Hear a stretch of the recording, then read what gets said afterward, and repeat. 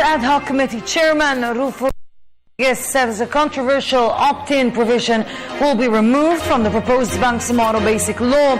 According to Rodriguez, he will move for the provision's removal when the period of amendments on the BBL starts. The opt-in provision has come under strong opposition from lawmakers recently. More on the House deliberations on the BBL from Freddie Abando. The plenary debates to approve the draft Bangsamoro Basic Law has become a personal duel of wit and wisdom between Congressman Rufus Rodriguez, chairman of the House Ad Hoc Committee in the Bangsamoro, and Zamboanga City Congressman Celso Lobregat. Lobregat insisted the amended draft law has plenty of provisions unconstitutional.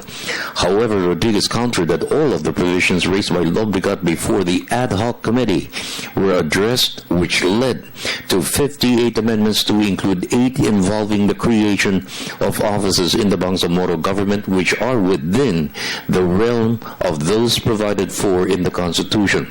These offices will derive their powers from the Commissions on Audit, Civil Service, COMELEC, Human Rights, and the Office of the Ombudsman. I do not care about these records. What I care for is Substitute Bill 5811, which should be the one discussed now. And I'd like to ask the Honorable Distinguished Colleague to already show to me what are the unconstitutional of House Bill 5811. I think that should be the subject matter. Not on who are the facilitators, who is the stenographer. How would I know who is the stenographer?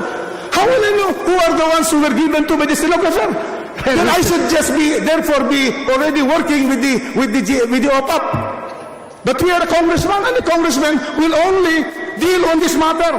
And that is why the ADO committee dealt on 4994, and now we are dealing on 5811. Let's proceed to the questions on 5811. Not on facilitators, not on who have the records, not who will receive the records, where are the records.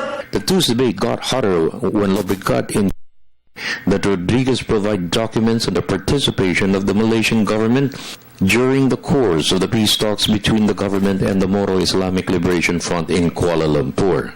The basis now of Substitute Bill 5811, the basis of 4994, is the Constitution of the Republic of the Philippines. The CAB, the FAB are secondary sources. That is why we in Congress can either accept them in the bill that is prepared or completely reject them, because we are determining whether this document does not follow the CAB or the FAB. It is whether this document follows the Constitution of the Republic of the Philippines.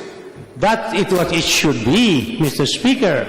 But if you recall, in our ad hoc committee hearings, when there was a proposal to delete or even to amend, there were congressmen that were saying, hey, this is what we signed. It is an executive agreement. It is in the FAB. It is in the CAB. Magdalo Partylist Congressman Gary Alejano expressed concern the MIL failed to meet the conditions of the ad hoc surrender their forces involved in the Mama Sapano incident, the return of the firearms of the slain 44 SAF troopers. Alejano said justice for the fallen 44 has failed since no charge has not been filed against those accused by the Justice Department. Despite the failure to approve the draft law, since Congress will adjourn sine die tonight or tomorrow, the House approved the deletion of the opt-in provision, which is opposed by the Zamboanga Peninsula Congressman. The said provision will ensure that expansion of the core territories of the Bangsamoro Autonomous Region will not expand beyond its borders in the future, even to cover any part of the Zamboanga Peninsula. Speaker Feliciano Belmonte vowed the measure will be approved in July with the resumption of sessions in Congress. Maguindanao Congressman Sajid Mangungudato expressed hope the BBL's passage will happen soon to fulfill the President's commitment to win the peace in the Bangsamoro Autonomous Region to replace the Autonomous Region of Muslim Mindanao. BBL is still the most important bill ahead of us, and then we have to tackle it right away, because after about 2 or 3 weeks we will have to tackle the 2016 budget, and we hope that if we get entangled into the budget, we are already able to write completed to the BBL to the BBL. I'm hoping and praying that this will be the last agreement between the GPS and any more struggle group.